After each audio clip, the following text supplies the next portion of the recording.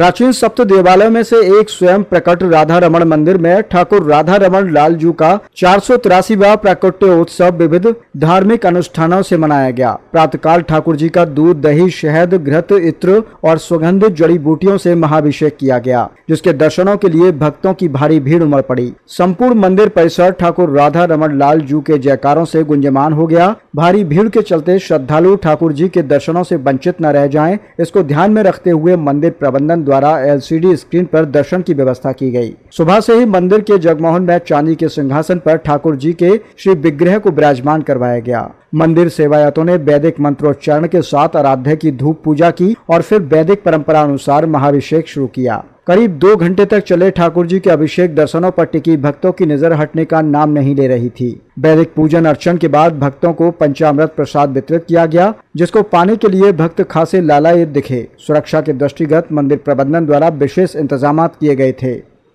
क्या नाम है आपका? मेरा नाम दीपिका है। कहाँ से आए हैं आप? मथुरा से आई है। आज ठाकुर राधा रमण जी का प्रकट उत्सव है, किस तरह से देख रहे हैं आप? कितनी बहुत पसंद? अच्छा लगा, दर्शन अंदर से बहुत अच्छा था, भीड़ बहुत सारी है, पर अंदर जाकर अरेंजमेंट अच्छे हैं, अच्छे से दर्शन कर पा रहे हैं, खूब अच्छे से। आप कितने समय से यहाँ पे आ रहे हैं आप?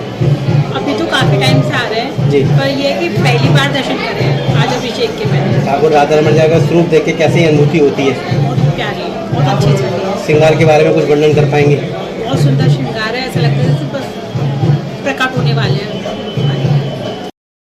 आज श्री महाप्रभु के अनन्य शिष्य श्री गोपाल भट्ट गोस्वामी के परम आराधना, परम भक्ति और वैराग्य उस जीवन के साथ जो शालिग्राम शिला का उन्होंने पूजन किया, उस शालिग्राम शिला के पूजन से उनके मन में यह भाव प्रकट हुआ कि वह भगवान का साकार रूप में जो है पूजन और भक्ति करना चाहते हैं। उसी के आज श्री दामोदर शालिग्राम शिला में से श्री राधा रमण जी का प्राकट हुआ।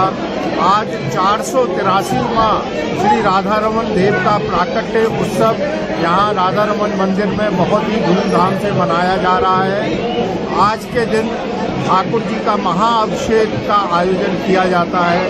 सर्वप्रथम गोस्वामीगण पहले जमुना जी जाकर जमुना जल लेकर आते हैं। प्रातः जमुना जल लाने के बाद श्री राधा रमण जी का महाअभिषेक शुरू होता है, जिसमें कि दूध, दही, घी, शहद, शक्करा, नाना प्रकार की औषधि, सुमंगली, बीजाष्टक, महौषधि, सर्वौषधि आदि विभिन्न जड़ बूटियों से, केसर आदि कपूर से ठाकुर श्री राधा रमण जी का दिव्य दर्शन अभिषेक के द्वारा भक्तों को लाभ प्राप्त होता है।